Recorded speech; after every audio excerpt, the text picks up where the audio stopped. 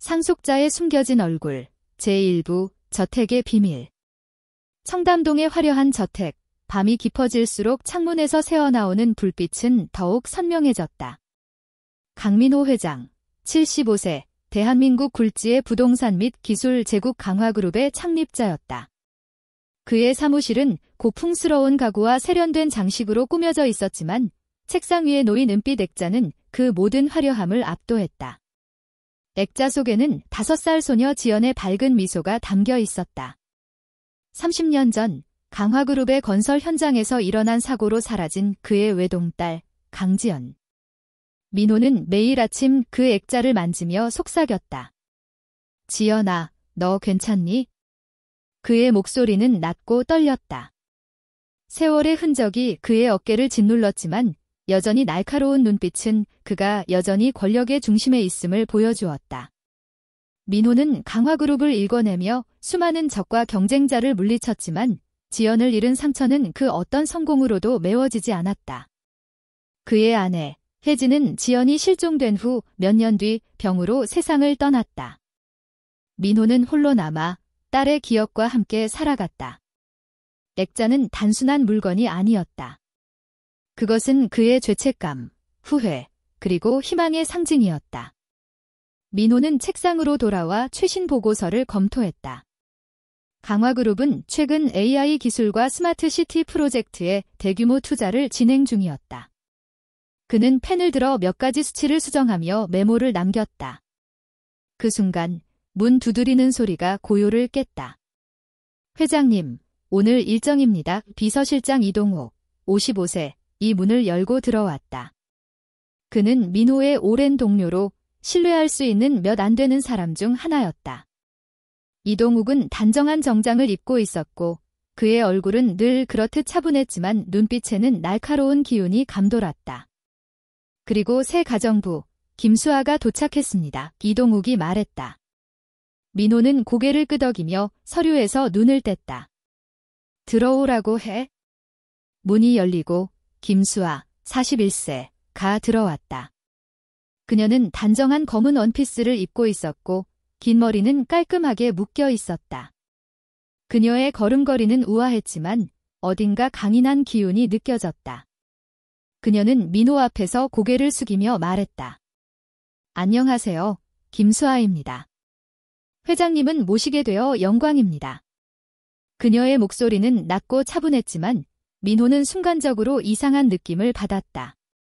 그녀가 고개를 숙이는 방식, 턱을 살짝 기울이는 동작이 그의 망쳐 혜진을 떠올리게 했다. 민호는 잠시 멈칫했지만 곧 표정을 가다듬었다. 잘 부탁하네, 김수아 씨, 이 집은 까다로운 곳이야. 준비가 되었나? 최선을 다하겠습니다. 이수아는 미소 지으며 대답했다. 그녀의 눈빛은 맑았지만 그 안에는 쉽게 읽을 수 없는 깊이가 있었다. 민호는 그녀를 잠시 바라보다가 고개를 돌렸다. 좋아. 이동욱, 수아 씨를 안내해주게. 이동욱이 수아를 데리고 나가자 민호는 다시 액자를 바라보았다. 그의 손가락이 액자 가장자리를 따라 부드럽게 움직였다. 혜진, 그녀가 정말, 그는 말을 멈췄다. 터무니없는 생각이었다. 그는 고개를 저으며 다시 서류로 눈을 돌렸다. 저택은 청담동에서도 가장 웅장한 건축물 중 하나였다. 3층으로 이루어진 이 건물은 현대적인 디자인과 전통적인 요소가 조화를 이루며 강화그룹의 위상을 상징했다. 1층에는 넓은 응접실과 식당, 주방이 있었고 2층에는 민호의 개인 공간과 사무실, 3층에는 손님용 방과 가족의 추억이 담긴 다락방이 있었다. 다락방은 민호가 거의 방문하지 않는 곳이었다. 그곳에는 지연의 장난감, 옷, 그리고 혜진이 남긴 일기장이 보관되어 있었다. 수아는 저택에 들어선 첫날부터 빠르게 적응했다. 그녀는 주방에서 아침 식사를 준비하며 민호의 까다로운 요구를 정확히 따랐다. 밥은 정확히 175디그리 셀시어스에서 지어져야 했고 된장국은 80디그리 셀시어스에서 유지되며 소금은 절대 과하지 않아야 했다. 이전 가정부들은 이 요구를 충족시키지 못해 몇 주 만에 그만뒀지만 수아는 단 한 번의 실수도 없었다. 그녀는 마치 민호의 습관을 이미 알고 있는 듯 했다. 첫 주가 지나고 수아는 저녁마다 민호의 책상에 국화차를 올려놓았다. 민호는 처음엔 이를 무시했지만 차를 한 모금 마시는 순간 놀라움을 감출 수 없었다. 이 차는 그가 30년 전 혜진과 함께 즐기던 바로 그 국화차였다. 그는 수아에게 물었다. 이 차는 어디서 구한 건가? 저택 창고에서 발견했습니다. 오래된 재고 같았지만 상태가 좋아 보여 준비해봤습니다. 수아는 담담히 대답했다. 하지만 민호는 의심을 품기 시작했다. 그 차는 그가 혜진과 결혼한 후 특별히 주문했던 것으로 시중에서 쉽게 구할 수 없는 것이었다. 며칠 후 민호는 사무실에서 강화그룹의 최신 프로젝트 보고서를 검토하고 있었다. 스마트 시티 프로젝트는 그의 마지막 큰 도전이었다. 그는 이 프로젝트를 통해 강화그룹을 세계적인 기업으로 만들고 싶었다. 하지만 그의 마음 한구석에는 늘 지연에 대한 생각이 자리 잡고 있었다. 그는 지연이 살아있다면 그녀가 이 모든 것을 어떻게 생각했을지 상상하곤 했다. 그날 저녁, 수아가 차를 가져오며 조용히 노래를 흥얼거렸다. 민호는 순간 숨을 멈췄다. 그 멜로디는 그가 지연을 위해 만든 자장가였다. 혜진과 함께 지연을 재우며 부르던 그 노래는 가족만 아는 비밀이었다. 그 노래, 어디서 배운 거지? 그의 목소리가 떨렸다. 수아는 놀란 듯 멈칫했다. 모르겠습니다. 그냥 머릿속에서 떠오른 멜로디입니다. 그녀는 어색하게 웃으며 고개를 숙였다. 하지만 민호는 그녀의 눈에서 순간적으로 스쳐가는 혼란을 놓치지 않았다. 그날 밤, 민호는 잠을 이루지 못했다. 그는 책상 위의 액자를 다시 바라보며 생각에 잠겼다. 수아의 행동, 그녀의 습관, 그리고 그 자장가는 단순한 우연일 수 없었다. 그는 이동욱을 불러 지시했다. 김수아에 대해 알아봐. 그녀의 과거, 어디서 왔는지, 모든 걸. 이동욱은 고개를 끄덕였다. 알겠습니다, 회장님. 조심스럽게 진행하겠습니다. 수아는 저택에서 자신의 방으로 돌아와 문을 잠갔다. 그녀는 창가에 서서 청담동의 야경을 바라보았다. 그녀의 손에는 오래된 인형, 미미가 들려 있었다. 그 인형은 그녀가 유일하게 간직한 어린 시절의 흔적이었다. 그녀는 인형을 바라보며 중얼거렸다. 왜 이렇게 익숙한 걸까? 그녀는 강화그룹의 저택에 오기 전 인천의 불꽃 어린이집에서 자랐다. 1995년 5살 무렵 그녀는 강화그룹의 건설 현장 근처에서 의식을 잃은 채 발견되었다. 머리에 상처가 있었고 손에는 이 인형을 쥐고 있었다. 그녀는 그 이전의 기억이 없었다. 고아원에서 그녀는 김수아라는 이름을 받았고 성인이 될 때까지 그곳에서 자랐다. 하지만 그녀는 늘 자신의 과거에 대해 궁금해했다. 왜 그녀는 그곳에 있었을까? 그녀의 부모는 누구였을까? 수아는 침대에 앉아 인형을 가슴에 안았다. 그녀의 머릿속에는 자장가의 멜로디가 맴돌았다. 그 노래는 그녀가 잠을 이루지 못할 때마다 떠오르는 유일한 위안이었다. 그녀는 민호의 반응을 떠올리며 심장이 뛰었다. 그가 왜 그렇게 놀란 거지? 그녀는 스스로에게 물었다. 하지만 답은 없었다. 한편 강화그룹의 본사에서는 강태성, 민호의 조카이자 최고 경영자 CEO 47세가 자신의 사무실에서 서류를 뒤적이고 있었다. 그는 민호의 신뢰를 받는 유능한 경영자였지만 그의 야망은 그를 넘어섰다. 그는 강화그룹의 회장 자리를 노리고 있었다. 민호가 점점 나이를 먹으며 건강이 약해지는 것을 보면서 그는 자신의 기회가 다가오고 있다고 믿었다. 하지만 수아의 등장으로 그의 계획에 균열이 생겼다. 민호가 수아에게 점점 관심을 보이는 것이 마음에 들지 않았다. 그는 비서에게 전화했다. 박민재를 불러. 급한 일이야. 박민재는 서울에서 이름난 사립탐정이었다. 태성은 그에게 수아를 조사하라고 지시했다. 그녀가 누구인지, 어디서 왔는지, 모든 걸 알아내. 단, 조용히 처리해. 민재는 고개를 끄덕였다. 걱정 마십시오. 일주일 안에 보고서를 드리겠습니다. 저택의 밤은 점점 깊어갔다. 민호는 창가에 서서 청담동의 불빛을 바라보았다. 그의 마음은 혼란스러웠다. 수아가 지연일 가능성은 희박했지만 그녀의 행동은 그의 가슴을 뒤흔들었다. 그는 혜진의 일기장을 꺼내 읽기 시작했다. 그 안에는 지연이 5살이 되던 해의 기록이 담겨 있었다. 혜진은 지연의 작은 습관들을 기록했다. 차를 들 때 새끼손가락을 살짝 구부리는 모습, 접시를 시계 반대 방향으로 정리하는 버릇, 그리고 손목에 있는 초승달 모양의 흉터. 민호는 일기장을 덮고 한숨을 내쉬었다. 내가 미친 걸까? 그는 중얼거렸다. 하지만 그의 직감은 수아가 단순한 가정부가 아니라고 말하고 있었다. 그는 결심했다. 진실을 알아내야 한다. 지연이 살아있다면 그는 어떤 대가를 치르더라도 그녀를 되찾을 것이다. 수아는 주방에서 다음 날 아침 식사를 준비하며 조용히 노래를 흥얼거렸다. 그녀의 손은 능숙하게 칼을 움직였고 그녀의 눈은 멀리 있는 듯했다. 그녀는 민호의 저택에 온 이후로 이상한 기시감을 느꼈다. 이 집, 이 방, 심지어 이 주방까지도 어딘가 낯익었다. 그녀는 고개를 저으며 웃었다. 내가 너무 상상력이 풍부한 건가? 하지만 그녀의 마음 깊은 곳에서는 무언가가 깨어나고 있었다. 잊혀진 기억, 잃어버린 과거, 그리고 그녀가 누구인지에 대한 진실이 서서히 표면으로 떠오르고 있었다. 상속자의 숨겨진 얼굴, 제2부, 예상치 못한 단서. 청담동 저택은 아침 햇살 아래에서도 여전히 장엄한 기운을 뿜어냈다. 김수아는 주방에서 민호 회장의 아침 식사를 준비하고 있었다.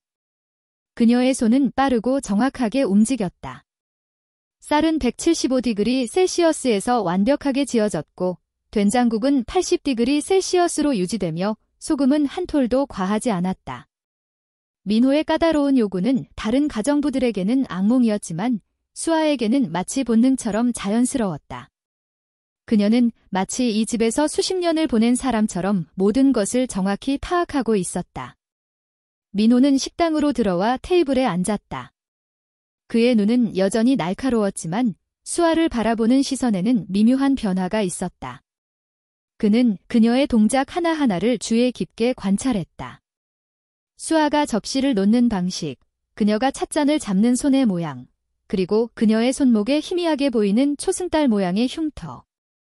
이 모든 것이 그의 기억 속 지연의 모습과 겹쳐졌다. 하지만 그는 감정을 드러내지 않았다. 그는 너무 많은 실망을 겪어왔고 이제는 희망이 두려움으로 변하는 순간을 잘 알고 있었다. 수아 씨, 오늘 아침도 훌륭하군, 민호가 조용히 말했다. 그의 목소리는 평소처럼 엄격했지만 어딘가 부드러움이 묻어났다. 감사합니다. 회장님. 이수아는 미소를 지으며 고개를 숙였다. 그녀의 미소는 따뜻했지만 눈빛에는 여전히 읽을 수 없는 깊이가 있었다. 민호는 그 눈빛이 혜진을 떠올리게 한다고 생각했다. 그의 망쳐는 항상 그런 눈빛을 가지고 있었다. 따뜻하면서도 무언가를 숨기고 있는 듯한. 식사를 마친 후 민호는 사무실로 돌아갔다. 그는 책상 위에 놓인 지연의 사진을 바라보며 생각에 잠겼다. 수아가 이 집에 들어온 지 일주일이 지났지만 그녀의 존재는 그의 마음을 계속해서 흔들었다. 그 자장가, 국화차, 그리고 그녀의 습관들. 이 모든 것이 우연일 리 없었다. 그는 이동욱에게 수아의 과거를 조사하라고 지시한 것을 떠올렸다. 아직 보고서는 오지 않았지만 그는 이미 마음속에서 결론을 내리고 있었다. 하지만 그는 확신이 필요했다. 진실을 마주할 용기가 필요했다. 수아는 주방을 정리하며 조용히 노래를 흥얼거렸다. 그 자장가는 그녀가 어린 시절부터 간직한 유일한 기억의 조각이었다. 그녀는 왜 그 멜로디가 떠오르는지, 왜 이 집이 이렇게 낯익은지 알 수 없었다. 그녀는 고아원에서 자라며 자신의 과거에 대해 단 한 번도 의문을 품지 않았던 것은 아니었다. 하지만 그녀에게는 단서가 없었다. 단지 미미라는 이름의 낡은 인형과 손목에 있는 희미한 흉터뿐이었다. 그녀는 주방 창가로 걸어가 청담동의 거리를 내려다보았다. 이곳은 그녀가 꿈꿔왔던 세상과는 너무 달랐다. 고아원에서의 삶은 단조롭고 힘들었지만 그녀는 늘 무언가가 자신을 기다리고 있다고 느꼈다. 이 저택에 온 이후 그 느낌은 더 강해졌다. 그녀는 손목의 흉터를 만지며 중얼거렸다. 이건 대체 뭐지? 그 순간 그녀는 민호가 자신을 바라보는 시선을 느꼈다. 그는 식당 문틈으로 그녀를 지켜보고 있었다. 수아는 즉시 표정을 가다듬고 미소를 지었다. 회장님, 더 필요하신 게 있으신가요? 민호는 잠시 머뭇거리다 고개를 저었다. 아니, 괜찮아. 그는 돌아서서 사무실로 향했다. 하지만 그의 마음은 점점 더 복잡해졌다. 그는 수아가 단순한 가정부가 아니라는 확신이 들기 시작했다. 며칠 후, 수아는 저녁 식사를 준비하며 민호의 식성에 맞춘 특별한 메뉴를 추가했다. 그녀는 국화차 외에도 민호가 좋아했던 오래된 레시피를 떠올리며 된장찌개를 준비했다. 그 레시피는 그녀가 고아원에서 우연히 발견한 요리책에서 본 것이었지만 이상하게도 그녀는 그 요리를 만들며 마치 오래전부터 알고 있던 것 같은 기분이 들었다. 그녀는 된장찌개를 정성스럽게 준비하며 민호가 이 음식을 먹던 어린 시절의 기억을 떠올릴지도 모른다고 생각했다. 민호는 식탁에 앉아 된장찌개를 한 숟가락 떠먹었다. 그의 눈이 순간 커졌다. 이 맛. 어떻게 아는 거지? 그는 수아를 바라보며 물었다. 그의 목소리는 떨리고 있었다. 수아는 당황한 듯 미소를 지었다. 그냥 느낌으로 만들어봤습니다. 마음에 드시길 바랍니다. 민호는 더 묻지 않았다. 하지만 그의 마음은 이미 폭풍처럼 요동치고 있었다. 이 된장찌개는 혜진이 지연을 위해 만들던 바로 그 레시피였다. 그는 그 맛을 잊을 수 없었다. 지연이 5살이던 마지막 여름, 혜진은 매일 저녁 이 찌개를 만들어 주었다. 민호는 수아를 바라보며 물었다. 수아 씨, 혹시 요리책이나 누군가에게 배운 건가? 아니요, 그냥 갑자기 떠올랐어요. 수아는 어색하게 웃으며 대답했다. 하지만 그녀의 눈빛은 혼란스러웠다. 그녀 자신도 왜 그런 레시피가 머릿속에 떠올랐는지 이해할 수 없었다. 그날 밤, 민호는 다락방으로 올라갔다. 그는 이곳을 거의 방문하지 않았다. 다락방은 지연과 혜진의 추억으로 가득한 곳이었다. 그는 낡은 상자를 열어 지연의 물건들을 꺼냈다. 작은 옷, 장난감, 그리고 혜진의 일기장. 그는 일기장을 펼쳐 읽기 시작했다. 혜진은 지연의 작은 습관들을 꼼꼼히 기록했다. 그녀가 차를 마실 때 새끼손가락을 살짝 구부리는 모습, 접시를 시계 반대 방향으로 정리하는 버릇, 그리고 손목에 있는 초승달 모양의 흉터. 민호는 일기장을 덮고 한숨을 내쉬었다. 이건 우연이 아니야. 그는 수아의 손목을 떠올렸다. 그 흉터는 너무도 비슷했다. 하지만 그는 아직 확신할 수 없었다. 그는 이동욱에게 전화해 조사 진행 상황을 물었다. 수아에 대해 뭐라도 알아낸 게 있나? 이동욱은 침착한 목소리로 대답했다. 아직 초기 단계입니다, 회장님. 하지만 그녀가 인천의 불꽃 어린이집 출신이라는 정보는 확인했습니다. 자세한 보고는 며칠 내로 드리겠습니다. 민호는 전화를 끊고 창밖을 바라보았다. 그의 마음은 희망과 두려움으로 가득했다. 만약 수아가 정말 지연이라면 그는 그녀를 잃은 30년의 세월을 어떻게 받아들여야 할까? 한편 강태성은 자신의 사무실에서 박민재의 보고서를 기다리고 있었다. 그는 수아가 민호의 신뢰를 얻는 속도가 마음에 들지 않았다.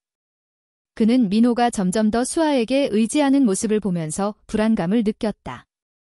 강화그룹의 상속은 그의 야망의 핵심이었다. 그는 민호의 건강이 악화되기를 기다리며 자신이 회장 자리를 차지할 날을 꿈꿨다. 하지만 수아의 존재는 그의 계획의 변수로 작용했다. 박민재가 사무실로 들어왔다. 그는 두툼한 서류를 건네며 말했다. 김수아에 대한 초기 보고입니다. 그녀는 1995년 강화그룹의 건설 현장 근처에서 발견되었습니다. 당시 5살 정도로 추정되며 머리에 상처가 있었고 미미라는 인형을 들고 있었습니다. 그 이후 인천의 고아원에서 자랐습니다. 태성은 서류를 훑어보며 눈썹을 찌푸렸다. 미미. 그게 뭐지? 그녀가 가지고 있던 인형의 이름입니다. 낡은 천 인형이었죠. 이상한 점은 그녀가 발견된 곳이 강화그룹의 건설 현장이라는 겁니다. 그리고 그녀는 그 이전의 기억이 전혀 없습니다. 태성은 이를 곱씹었다. 그의 머릿속에서 불길한 예감이 들기 시작했다. 강화그룹의 건설 현장. 그건 지연이 사라진 곳이잖아. 그는 자리에서 일어나 민재를 바라보았다. 이건 우연이 아니야. 더 파고들어. 그녀가 정말로 지연일 가능성이 있다면 내가 알아야 해. 민재는 고개를 끄덕였다. 알겠습니다. 하지만 조심해야 합니다. 회장님이 이걸 알면 큰일이 될 수 있습니다. 태성은 차가운 미소를 지었다. 그건 내가 알아서 할게. 너는 그냥 정보를 가져와.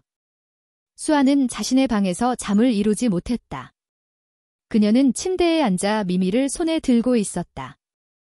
인형의 낡은 천은 세월의 흔적을 고스란히 담고 있었다. 그녀는 인형을 바라보며 어린 시절의 단편적인 기억들을 떠올리려 애썼다. 하지만 아무것도 선명하지 않았다. 단지 자장가의 멜로디와 따뜻한 손이 그녀의 머리를 쓰다듬던 느낌만이 남아 있었다. 그녀는 민호의 반응을 떠올렸다. 그가 자장가를 듣고 놀란 모습, 된장찌개를 먹으며 떨리던 그의 눈빛. 그가 뭘 아는 걸까? 그녀는 혼잣말을 했다. 그녀는 이 저택에 온 이후로 점점 더 많은 의문을 품게 되었다. 이곳은 단순한 직장이 아니었다. 그녀는 이 집이 자신의 과거와 연결되어 있을지도 모른다고 느꼈다. 다음 날 아침, 수아는 민호를 위해 아침 식사를 준비하며 또 다른 작은 단서를 남겼다. 그녀는 민호가 좋아할 만한 디저트로 수정과를 준비했다. 이는 혜진이 지연을 위해 자주 만들었던 간식이었다. 민호는 수정과를 보자마자 손을 멈췄다. 이건 어디서 배운 건가? 수아는 미소를 지으며 대답했다. 그냥 갑자기 만들고 싶었어요. 회장님이 좋아하실 것 같아서요. 민호는 더 이상 묻지 않았다. 하지만 그의 마음은 점점 더 확신으로 기울고 있었다.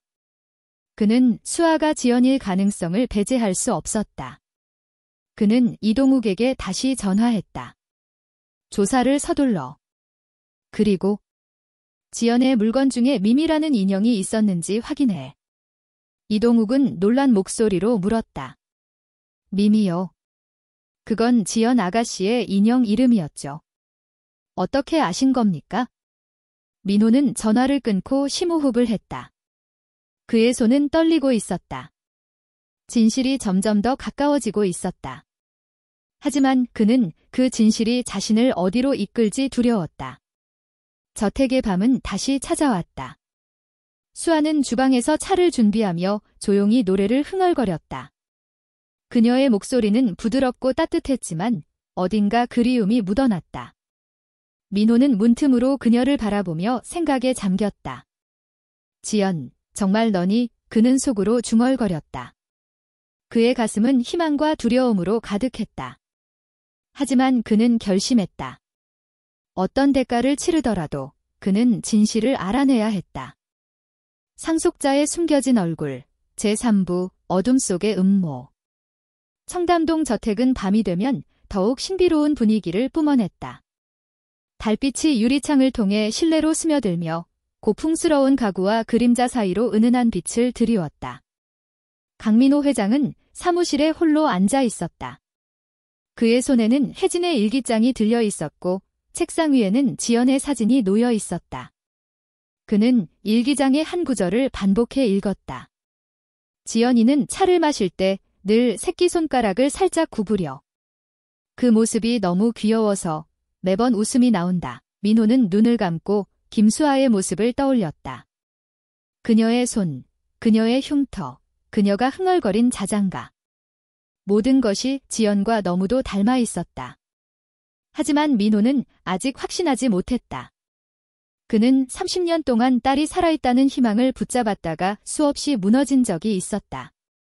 그는 또다시 실망할까 두려웠다. 그럼에도 불구하고 수아의 존재는 그의 마음을 계속해서 뒤흔들었다. 그는 이동욱에게 수아의 과거를 조사하라고 지시한 이후로 매일 보고를 기다렸다. 하지만 이동욱은 아직 구체적인 정보를 가져오지 못했다. 민호는 한숨을 내쉬며 일기장을 덮었다. 조금만 더 기다려보자 그는 중얼거렸다. 한편 강화그룹 본사에서는 강태성이 자신의 사무실에서 초조하게 서성이고 있었다. 그는 민호의 신뢰를 받는 CEO였지만 그의 야망은 그를 넘어섰다. 그는 강화그룹의 회장 자리를 노리고 있었다. 민호가 나이를 먹으며 건강이 약해지는 것을 보며 그는 자신의 기회가 다가오고 있다고 믿었다. 하지만 김수아의 등장으로 그의 계획에 균열이 생겼다. 민호가 수아에게 점점 더 많은 관심을 보이는 것이 그의 신경을 건드렸다. 태성은 책상 위에 놓인 박민재의 보고서를 다시 읽었다.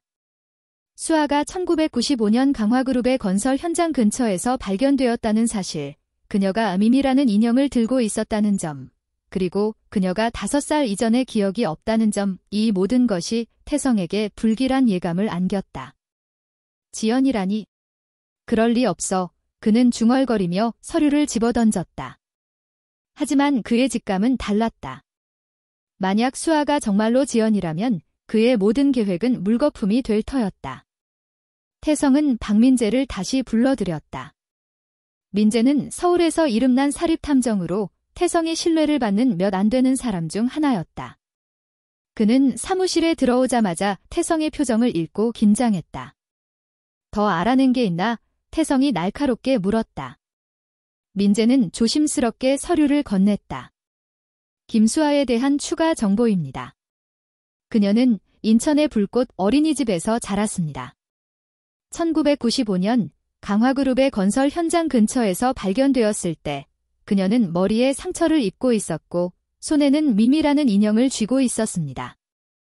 고아원 기록에 따르면 그녀는 자신의 이름조차 기억하지 못했습니다. 그래서 고아원에서 김수아라는 이름을 붙여줬죠. 태성은 서류를 훑어보며 이를 악물었다. 미미. 그 이름은 지연의 인형이었어. 내가 어렸을 때 민호 삼촌이 지연에게 그 인형을 만들어줬다고 했지. 그는 자리에서 일어나 민재를 바라보았다. 이건 우연이 아니야. 그녀가 정말로 지연일 가능성이 있다면 우리는 큰 문제에 부딪힌 거야. 민재는 고개를 끄덕였다. 하지만 증거가 부족합니다. DNA 검사 없이는 확실히 알 수 없습니다. 그리고 회장님이 이걸 알면 상황이 복잡해질 겁니다. 태성은 차가운 미소를 지었다. 그건 내가 알아서 할게. 너는 그녀의 과거를 더 파고들어. 그리고 필요하다면 그녀를 제거할 방법을 찾아. 민재는 잠시 멈칫했다. 제거라뇨. 그건 너무 위험합니다. 태성은 눈을 가늘게 뜨며 말했다. 위험.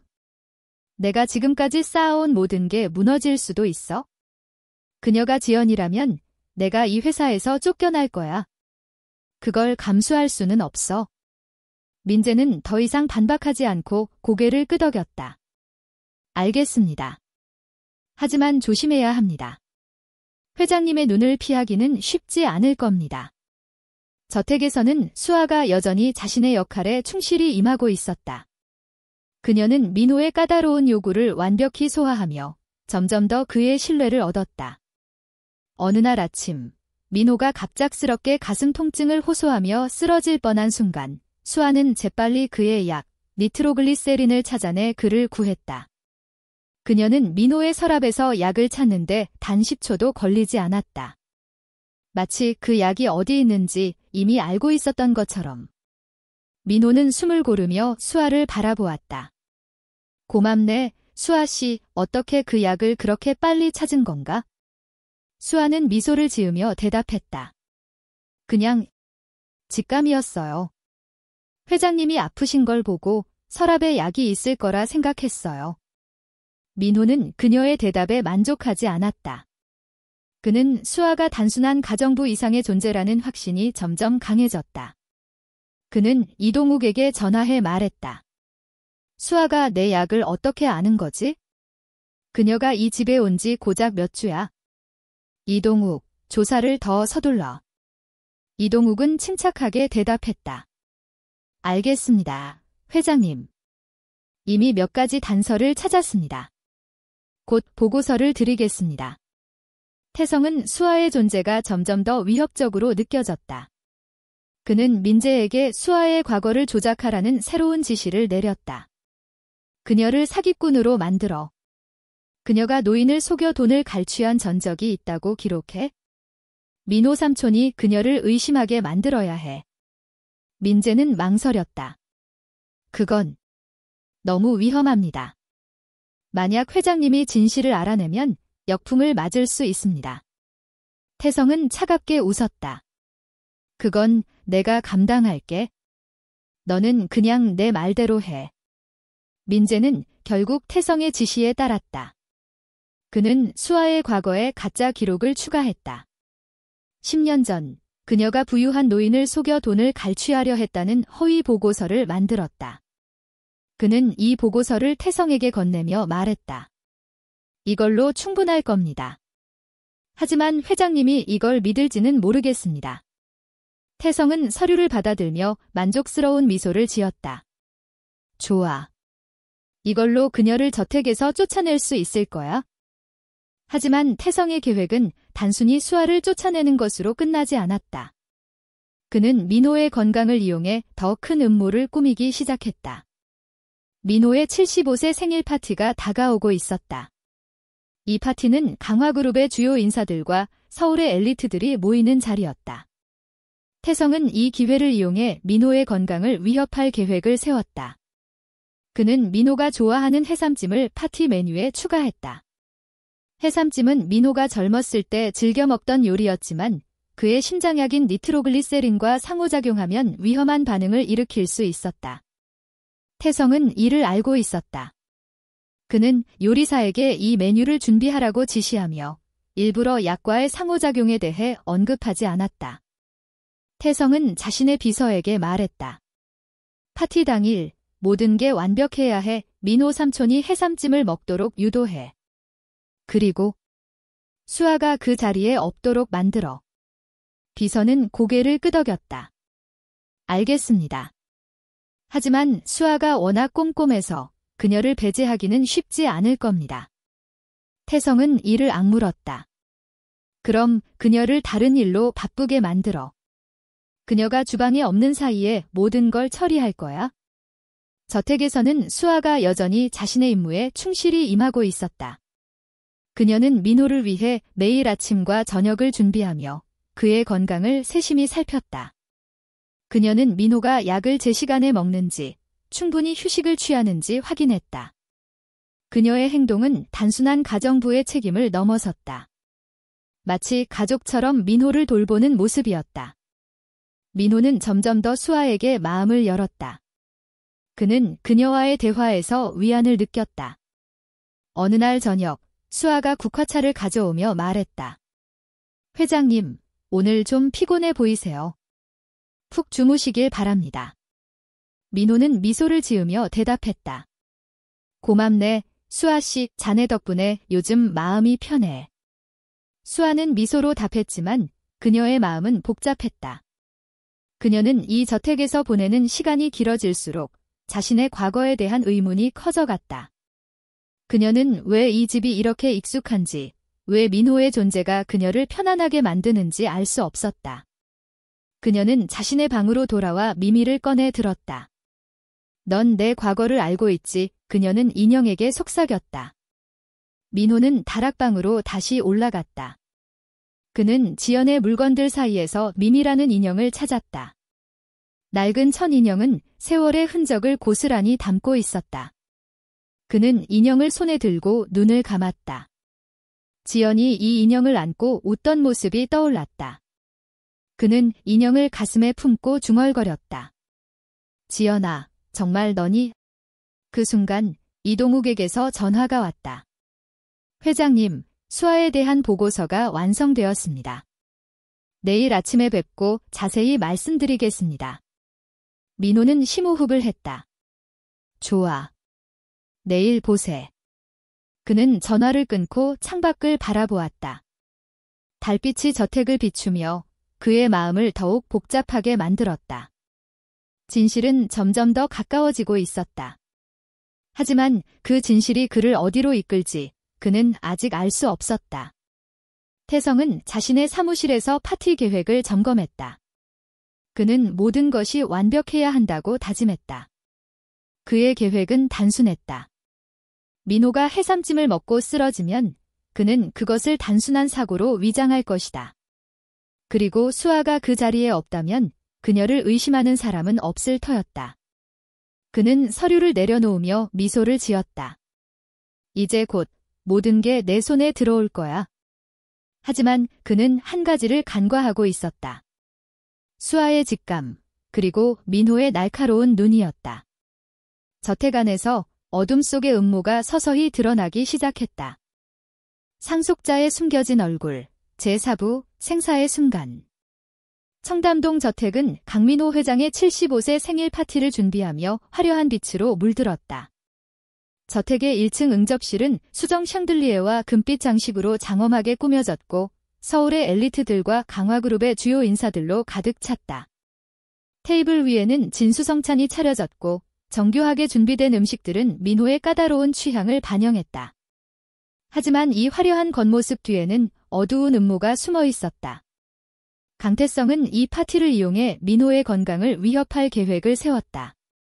그의 목표는 민호를 무너뜨리고 강화그룹의 권력을 손에 넣는 것이었다.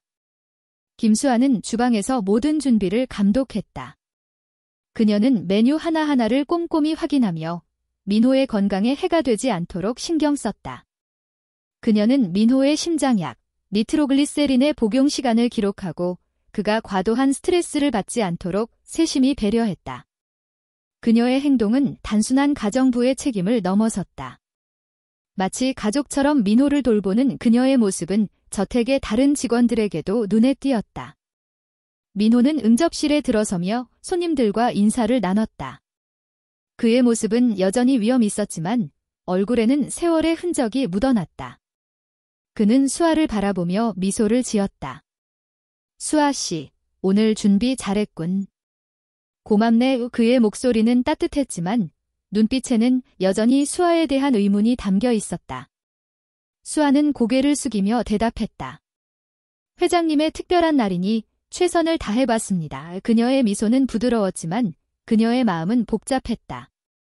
이 저택에서 보내는 시간이 길어질수록 그녀는 자신의 과거와 이 집의 연결고리를 점점 더 강하게 느꼈다.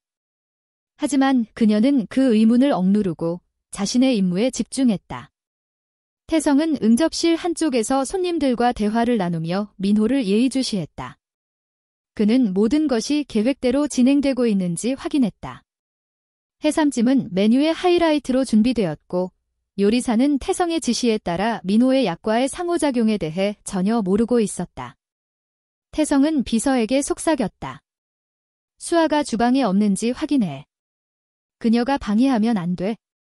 비서는 고개를 끄덕이며 주방으로 향했다. 그는 수아에게 다가가 말했다. 수아 씨, 손님 중 한 분이 특별한 음료를 요청했어요. 창고에서 와인을 찾아주실 수 있나요? 수아는 의심 없이 고개를 끄덕였다.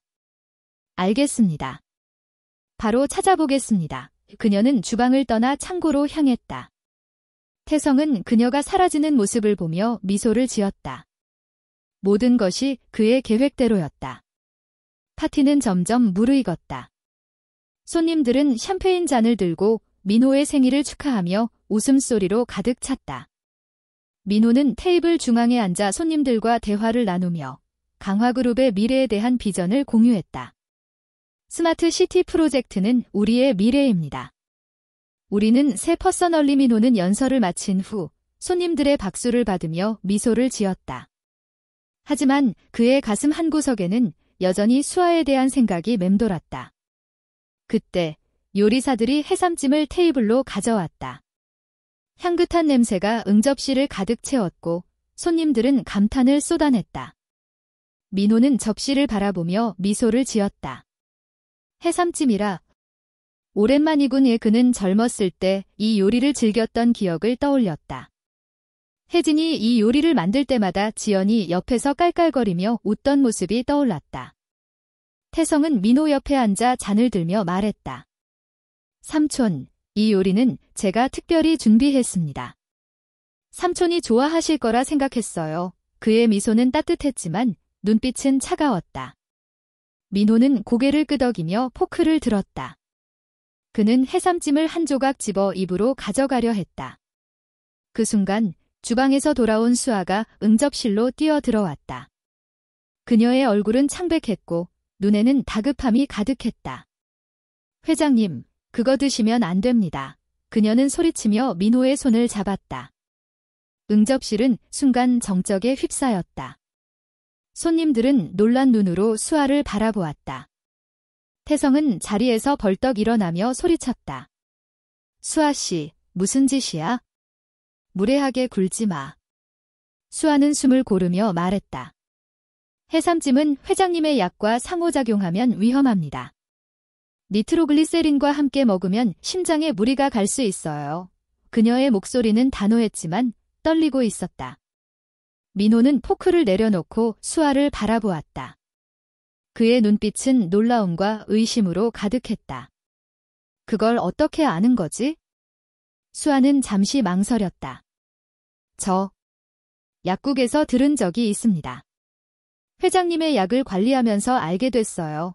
그녀의 대답은 빠르고 명확했지만 그녀 자신도 왜 그런 정보가 떠올랐는지 알 수 없었다.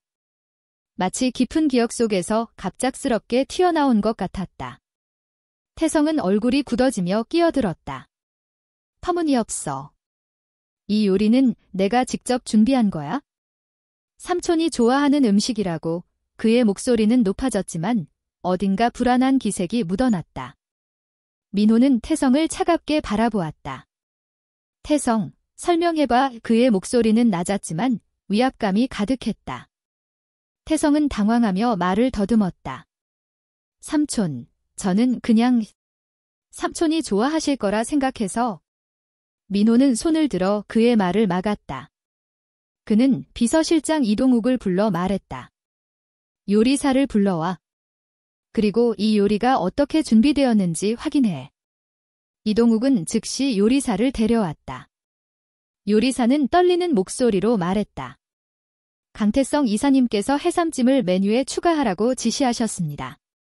저는 약과의 상호작용에 대해 전혀 몰랐습니다. 민호의 눈빛은 더욱 차가워졌다. 그는 태성을 바라보며 말했다. 태성, 내가 직접 준비했다고 했지? 왜 요리사와 상의하지 않았나? 태성은 땀을 흘리며 대답했다. 삼촌, 저는 그냥 실수였습니다. 제가 그런 위험을 알았다면 절대. 민호는 그의 말을 끊었다. 실수라고. 내 생명을 걸고 실수를 저지른 거냐? 그의 목소리는 얼음처럼 차가웠다. 손님들은 숨을 죽이며 이 장면을 지켜보았다. 수아는 조용히 물러나 주방으로 돌아갔다. 그녀의 심장은 빠르게 뛰고 있었다. 그녀는 왜 자신이 그렇게 강하게 반응했는지, 왜 해삼찜의 위험을 직감했는지 알 수 없었다. 하지만 그녀는 민호를 구했다는 사실에 안도했다. 파티는 어색한 분위기 속에서 계속되었다. 민호는 손님들에게 사과하며 상황을 수습했지만 그의 마음은 태성에 대한 분노로 가득했다. 그는 태성이 단순히 실수를 저지른 것이 아니라는 것을 직감했다. 그는 이동욱에게 속삭였다. 태성의 최근 행적을 조사해. 뭔가 숨기는 게 있을 거야. 이동욱은 고개를 끄덕였다. 알겠습니다, 회장님. 그리고 수아 씨에 대한 보고서가 거의 완성되었습니다. 내일 드리겠습니다. 민호는 고개를 끄덕이며 수아를 떠올렸다. 그녀의 행동은 단순한 가정부의 직감을 넘어섰다. 그녀는 그의 생명을 구했고 그 과정에서 놀라운 직감을 보여주었다. 그는 그녀가 지연이의 가능성을 점점 더 강하게 느끼기 시작했다. 태성은 자신의 방으로 돌아와 문을 잠갔다. 그는 책상에 앉아 손으로 얼굴을 감싸쥐었다. 그의 계획은 완벽할 뻔했지만 수아의 개입으로 모든 것이 무너졌다. 그는 민재에게 전화해 소리쳤다. 왜 수아가 그걸 아는 거지? 그녀가 어떻게 약에 대해 알았어? 민재는 침착하게 대답했다. 그녀는 약국에서 일한 적이 없지만 민호 회장의 약을 관리하면서 관련 정보를 접했을 가능성이 있습니다. 그녀는 매우 꼼꼼한 사람이니까요. 태성은 이를 악물었다. 그녀를 제거해야 해. 그녀가 더 이상 방해하지 않도록. 민재는 잠시 침묵했다. 그건 너무 위험합니다. 회장님이 이미 의심하고 계십니다.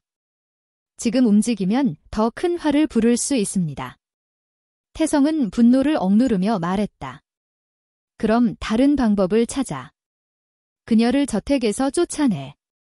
그 가짜 보고서를 민호 삼촌에게 보여줘. 민재는 한숨을 쉬며 대답했다. 알겠습니다. 하지만 조심해야 합니다. 회장님은 쉽게 속지 않습니다. 수아는 주방에서 혼자 설거지를 하며 생각에 잠겼다. 그녀는 해삼찜 사건을 떠올리며 몸을 떨었다. 그녀는 왜 자신이 그렇게 강하게 반응했는지, 왜 그 정보가 갑자기 떠올랐는지 알 수 없었다. 그녀는 자신의 손목에 있는 초승달 모양의 흉터를 만지며 중얼거렸다. 내가 뭘 아는 걸까? 그녀는 미미를 꺼내 들고 침대에 앉았다. 인형의 낡은 천은 그녀에게 위안을 주었다. 그녀는 민호의 반응을 떠올렸다. 그가 태성을 바라보던 차가운 눈빛, 그리고 자신을 바라보던 따뜻한 눈빛. 그가 나를 어떻게 생각하는 걸까? 그녀는 혼잣말을 했다. 그 순간 그녀의 머릿속에 단편적인 기억이 스쳐갔다. 어린 소녀가 큰 손을 잡고 건설 현장을 걷는 모습, 시끄러운 기계 소리, 그리고 갑작스럽게 어둠이 덮치는 순간. 그녀는 숨을 몰아쉬며 고개를 흔들었다. 이건 뭐지? 하지만 기억은 다시 흐려졌다. 민호는 사무실에서 혼자 창밖을 바라보았다. 그는 수아의 행동을 곱씹었다. 그녀는 그의 생명을 구했고 그 과정에서 놀라운 직감을 보여주었다. 그는 혜진의 일기장을 다시 펼쳤다. 지연이는 늘 내 약을 챙겨줬어. 5살인데도 내가 약을 깜빡하면 달려와서 챙겨주곤 했지. 그는 미소를 지으며 눈을 감았다.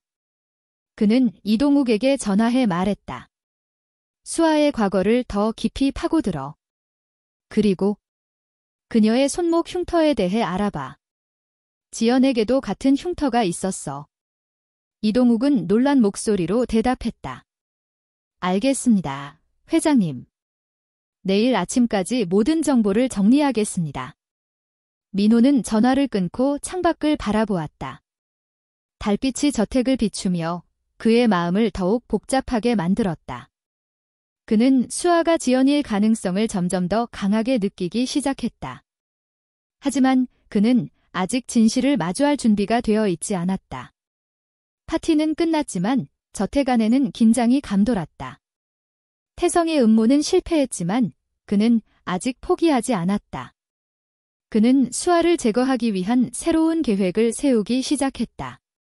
한편 수아는 자신의 과거와 이 저택의 비밀 사이에 점점 더 깊은 연결고리를 느끼기 시작했다. 그리고 민호는 진실을 향해 한 발짝 더 다가가고 있었다. 상속자의 숨겨진 얼굴, 제5부 진실의 드러남. 청담동 저택은 생일 파티의 소란스러움이 잦아든 후 고요에 잠겼다. 그러나 강민호 회장의 마음은 여전히 혼란으로 가득했다. 김수아가 그의 생명을 구한 사건은 단순한 우연이 아니었다. 그녀가 해삼찜의 위험을 어떻게 알았는지, 그녀의 직감이 어떻게 그렇게 정확했는지, 민호는 그 답을 찾고 싶었다. 그는 사무실에 앉아 혜진의 일기장을 펼쳤다. 일기장의 낡은 페이지에는 지연의 어린 시절이 생생히 기록되어 있었다. 그녀의 웃음, 그녀의 작은 습관들, 그리고 손목에 있던 초승달 모양의 흉터. 민호는 수아의 손목을 떠올렸다. 그 흉터는 너무도 비슷했다. 민호는 비서실장 이동욱에게 전화했다. 수아에 대한 보고서 준비됐나? 그의 목소리는 단호했지만 떨림이 묻어났다. 이동욱은 침착하게 대답했다. 네, 회장님. 오늘 오전에 최종 보고서를 정리했습니다. 지금 뵙겠습니다. 민호는 전화를 끊고 창밖을 바라보았다. 달빛이 저택의 정원을 비추며 은은한 빛을 드리웠다. 그의 가슴은 희망과 두려움으로 뒤섞였다.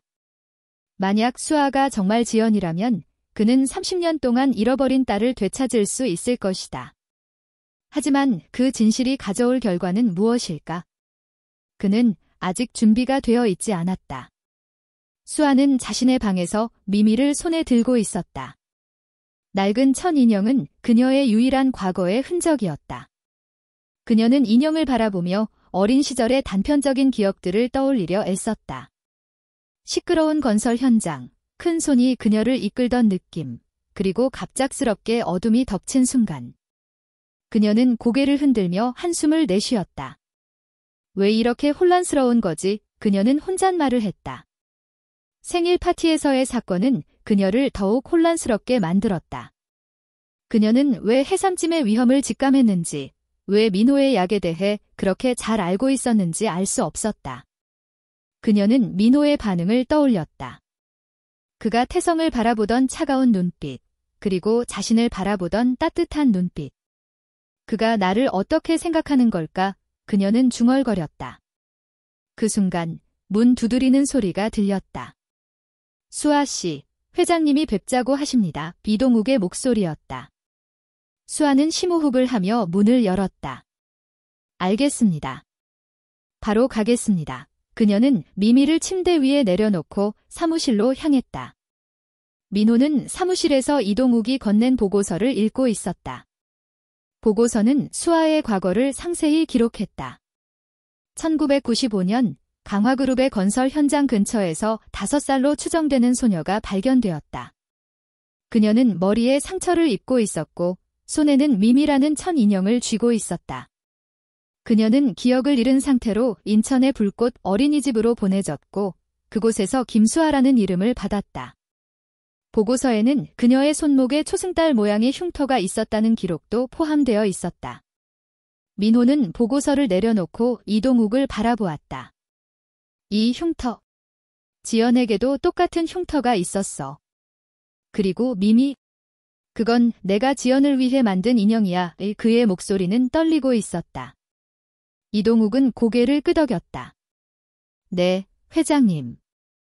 저도 그 점이 이상하다고 생각했습니다. 그래서 추가로 조사를 진행했습니다. 1995년 당시 건설 현장의 사고 기록을 확인했는데 지연 아가씨가 사라진 날과 수아가 발견된 날이 정확히 일치합니다. 민호는 자리에서 일어나 창가로 걸어갔다. DNA 검사를 해야겠어? 확실한 증거가 필요해. 그는 단호하게 말했다. 이동욱은 즉시 대답했다. 이미 준비했습니다. 수아 씨의 머리카락 샘플을 확보했고 회장님의 샘플과 비교할 준비가 되어 있습니다. 결과는 내일 아침까지 나올 겁니다. 민호는 고개를 끄덕였다. 좋아. 그리고 태성의 행적도 계속 감시해. 그는 뭔가를 숨기고 있어? 이동욱은 고개를 숙이며 말했다. 알겠습니다, 회장님. 조심스럽게 진행하겠습니다. 한편 태성은 자신의 사무실에서 초조하게 서성이고 있었다. 그의 계획은 수아의 개입으로 완전히 무너졌다. 그는 민재에게 전화해 소리쳤다. 수아를 어떻게든 저택에서 쫓아내. 그녀가 더 이상 방해하면 안 돼. 민재는 침착하게 대답했다. 이미 가짜 보고서를 준비했습니다. 수아가 노인을 속여 돈을 갈취한 사기꾼이라는 내용입니다. 이걸 회장님께 보여드리면 그녀를 의심하실 겁니다. 태성은 이를 악물었다. 좋아. 당장 그 보고서를 민호 삼촌에게 전달해. 그리고 그녀가 저택을 떠나도록 압박해. 민재는 한숨을 쉬며 말했다. 알겠습니다. 하지만 회장님이 쉽게 믿지 않으실 가능성이 높습니다. 특히 수아가 그의 생명을 구한 후로는요.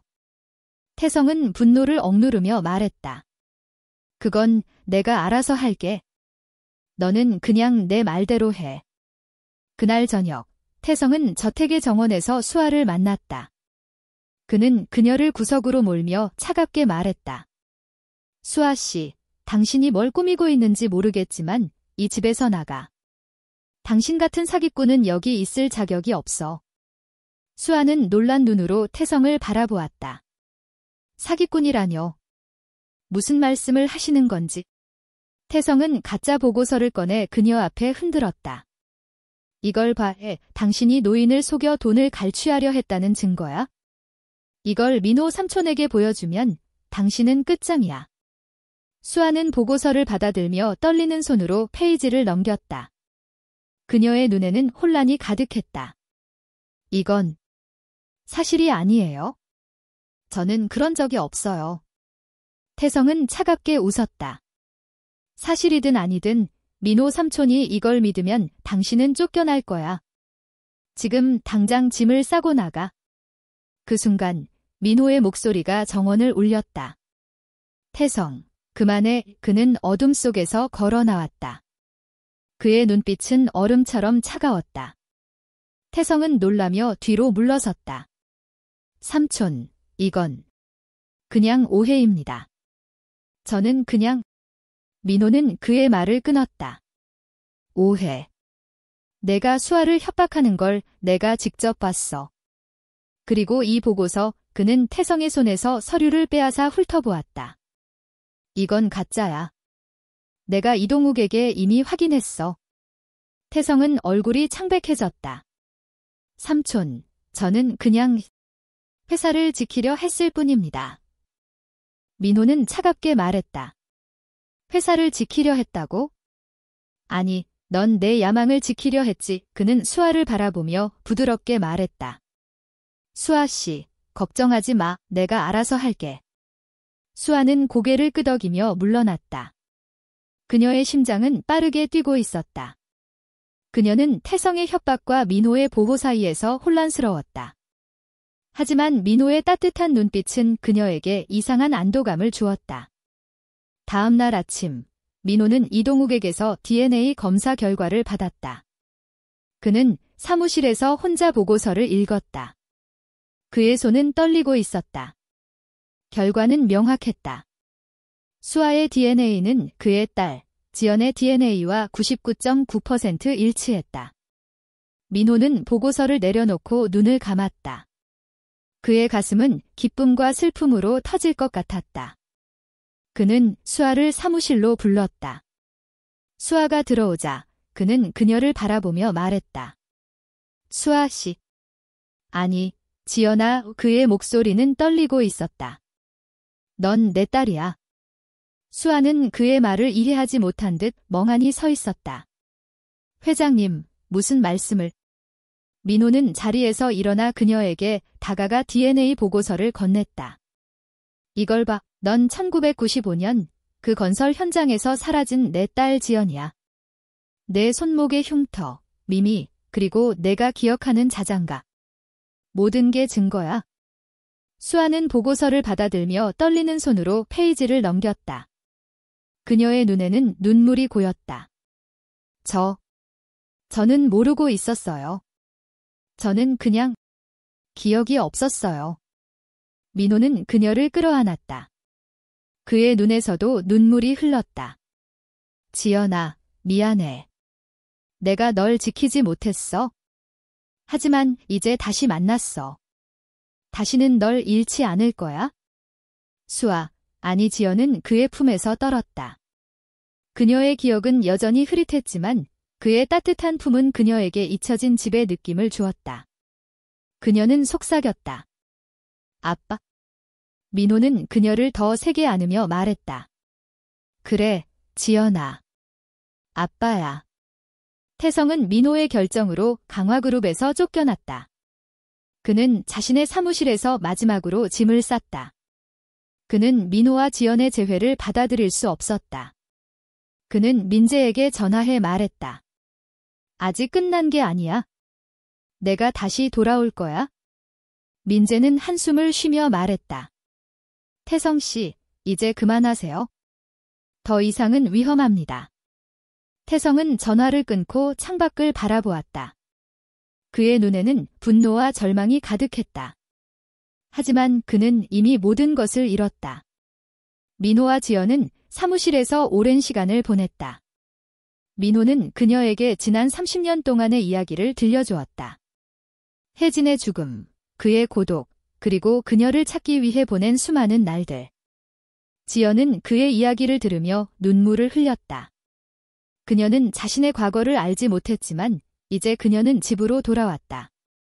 그날 밤 지연은 다락방으로 올라갔다.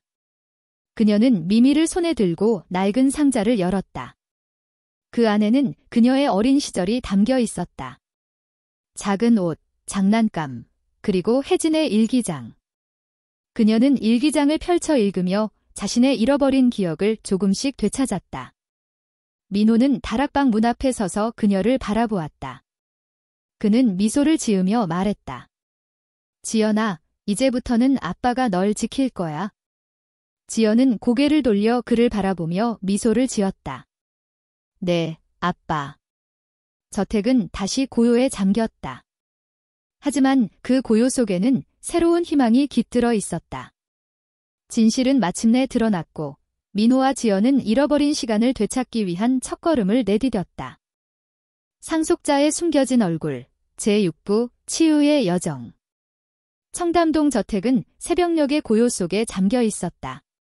강민호 회장은 사무실 창가에 서서 한강의 잔잔한 물결을 바라보았다. 그의 손에는 지연의 어린 시절 사진이 들려 있었다. 30년 만에 딸을 되찾은 기쁨은 그의 가슴을 따뜻하게 채웠지만 동시에 지난 세월의 상실감은 여전히 무거운 그림자를 드리웠다. 그는 지연, 아니 김수아가 자신의 딸이라는 사실을 받아들이며 새로운 시작을 다짐했다. 그러나 그는 지연이 이 진실을 어떻게 받아들일지, 그녀가 잃어버린 과거와 다시 연결될 수 있을지 걱정스러웠다. 지연은 자신의 방에서 잠을 이루지 못했다. 그녀는 침대 위에 앉아 미미, 낡은 천 인형을 손에 들고 있었다. DNA 검사 결과는 그녀의 삶을 완전히 뒤바꿨다. 그녀는 더 이상 고아원 출신의 김수아가 아니었다. 그녀는 강지연, 강화그룹의 상속자였다.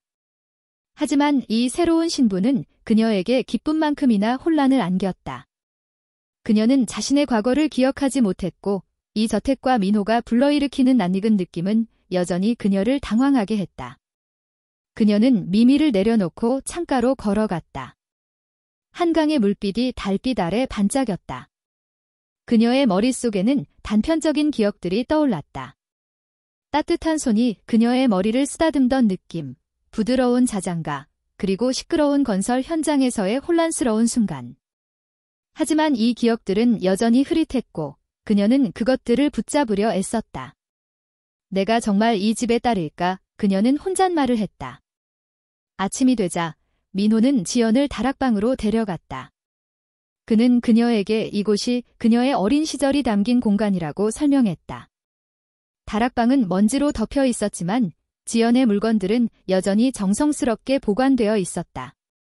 민호는 낡은 상자를 열어 그녀에게 보여주었다. 그 안에는 작은 옷, 장난감, 그리고 혜진의 일기장이 들어 있었다. 그는 일기장을 꺼내 지연에게 건넸다. 이건 내 엄마가 쓴 거야. 내가 5살이던 때의 기록이야. 지연은 떨리는 손으로 일기장을 받아들었다. 그녀는 페이지를 넘기며 혜진의 글씨를 읽었다. 지연이는 늘 새끼손가락을 구부리며 차를 마셔. 그 모습이 너무 귀여워서 매번 웃음이 나와 그녀는 자신의 손을 내려다보았다. 그녀도 무의식적으로 그렇게 하고 있었다. 그녀는 계속 읽었다. 지연이는 미미를 어디든 데리고 다녀. 그 인형은 그녀의 가장 소중한 친구야. 예지연은 미미를 바라보며 눈물을 글썽였다. 민호는 그녀의 어깨에 손을 얹으며 말했다. 지연아, 내가 잃어버린 시간은 많지만 이제부터 우리는 함께 새로운 추억을 만들 수 있어. 지연은 고개를 끄덕였지만 그녀의 마음은 여전히 혼란스러웠다. 아빠? 저는 아직 기억이 없어요. 이 집, 이 물건들, 심지어 아빠까지도 나측지만 제 머릿속은 텅 비어 있어요. 민호는 부드럽게 미소 지었다. 괜찮아. 기억은 천천히 돌아올 거야. 그리고 설령 돌아오지 않더라도 넌 내 딸이야. 그건 변하지 않아. 지연은 그의 말을 들으며 눈물을 흘렸다. 그녀는 민호를 끌어안았다. 그의 품은 따뜻했고 그녀에게 잊혀진 집의 느낌을 주었다. 고마워요, 아빠. 그녀는 속삭였다. 민호는 지연을 위해 저택의 모든 것을 열어주었다. 그는 그녀에게 가족의 역사를 들려주었고 혜진과 함께했던 순간들을 공유했다. 그는 지연이 5살이던 마지막 여름을 떠올리며 말했다. 너는 늘 내 손을 잡고 건설 현장을 따라다녔지. 그때 내가 얼마나 밝게 웃었는지 아직도 생생해. 지연은 그의 이야기를 들으며 미소를 지었다. 그녀는 아직 기억을 되찾지 못했지만 그의 말은 그녀의 마음에 따뜻한 울림을 주었다. 그녀는 다락방에서 발견한 물건들을 하나씩 살펴보며 자신의 과거를 재구성하려 애썼다. 작은 팔찌, 혜진이 그녀에게 선물했던 물건이었다. 그녀는 팔찌를 손목에 끼며 말했다. 이걸 보니까 엄마가 저를 얼마나 사랑했는지 느껴져요. 민호는 눈물을 글썽이며 말했다. 혜진은 너를 세상에서 가장 사랑했어. 그리고 나도 마찬가지야. 한편 강태성은 강화그룹에서 쫓겨난 후 자신의 아파트에서 분노에 휩싸여 있었다. 그는 민호와 지연의 재회를 받아들일 수 없었다. 그는 자신의 모든 야망이 무너진 것을 보며 이를 악물었다. 그는 박민재에게 전화해 말했다. 아직 끝난 게 아니야. 내가 다시 돌아갈 방법을 찾아. 민재는 한숨을 쉬며 대답했다. 태성 씨, 이제 그만하세요. 회장님은 이미 모든 걸 알고 계십니다. 더 이상 발버둥 쳐봤자 소용없어요. 태성은 전화를 끊고 창밖을 바라보았다. 그의 눈에는 분노와 절망이 가득했다. 하지만 그는 아직 포기하지 않았다. 그는 새로운 계획을 세우기 시작했다. 그러나 그의 앞에는 이미 무너진 신뢰와 민호의 단호한 결정이 놓여 있었다. 지연은 저택에서 보내는 시간이 길어질수록 점점 더 자신의 신분에 적응해갔다. 그녀는 민호와 함께 강화그룹의 본사를 방문하며 회사의 운영과 미래 계획에 대해 배웠다. 민호는 그녀에게 말했다. 넌 이제 강화그룹의 상속자야? 이 회사는 내 것이기도 해. 지연은 그의 말을 듣고 망설였다. 아빠, 저는 아직 준비가 안 됐어요. 저는 그냥 평범한 삶을 살아왔어요. 민호는 미소를 지으며 말했다. 지연아, 넌 평범하지 않아.